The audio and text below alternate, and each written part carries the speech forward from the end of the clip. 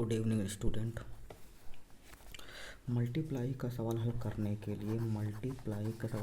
करने के लिए सबसे पहले आपको आवश्यकता होती है अंश बटे हर की। अंश बटे हर यदि सवाल अंश बटे हर के रूप में दिया अर्थात नॉमिनेटर और डिनोमिनेटर के फॉर्म में दिया है तो सबसे पहले आप उस सवाल को लिखिए। 4/5 या 4/9 कुछ भी लिखा हो तो यदि ऊपर वाला नॉमिनेटर होता है नीचे वाला डिनोमिनेटर होता है, ऊपर वाला अंश होता है नीचे वाला हर होता है, तो सवाल कुछ आपको इस तरह से देखने को मिल सकता है। देखिए, बगल और बगल की वैल्यू कभी भी डिवाइड नहीं होती है। बगल की वैल्यू डिवाइड नहीं होती है। डिवाइड होती है केवल ऊपर नीचे की वैल्यू डिवाइड होती है, या तो फिर दाएं बाएं की वैल्यू डिवाइड होती है। ये वैल्यू इसको काट सकती है और ये वैल्यू इसको डिवाइड कर सकती है। ये वैल्यू इसको काट सकती है, ये वैल्यू इसको काट सकती है, लेकिन कभी भी एक दूसरे के मल्टीप्लाई नहीं होंगे। एक दूसरे से डिवाइड नहीं होंगे, मल्टीप्लाई हो सकते हैं। देखिए, जैसे लिखा है एग्जाम्पल जैसे लिखा है 4/6 मल्टीप्लाई 2/3। अब यहाँ पर हम देखेंगे, देखिए जैसे 3 से 6 को मत काटिए। 3 से 6 अगर 3 1 जा 3, 3 2 जा 6, 2 1 जा 2, 2 2 जा 4, तो ये सवाल गलत है। ये कटेगा 4/6 मल्टीप्लाई 2/3। इसको इसे काटेंगे 2 1 जा 2, 2 3 जा 6।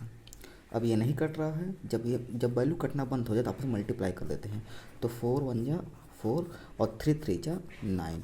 इसका परफेक्ट आंसर ये आएगा। कभी भी इसको बगल मत काटिएगा, नहीं सवाल पूरा रूप से गलत हो जाता है।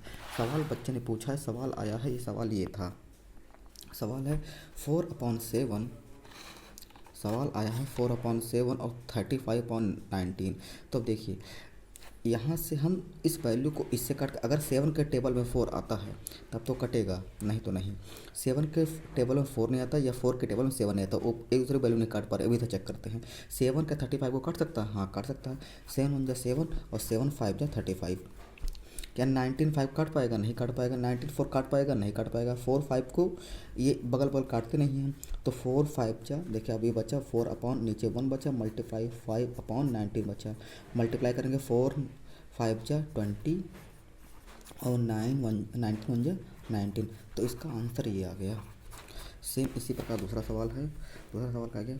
3/4। अब देखिए, ये वैल्यू इसको काट सकती है, ये वैल्यू इसको डिवाइड कर सकती है, ये वैल्यू इसको डिवाइड कर सकती है, ये वैल्यू इसको डिवाइड कर सकती है। अब चेक करते हैं कौन सा वैल्यू, लेकिन बगल कभी मल्टीप्लाई नहीं होगा, मतलब सॉरी बगल कभी वो डिवाइड नहीं होगा।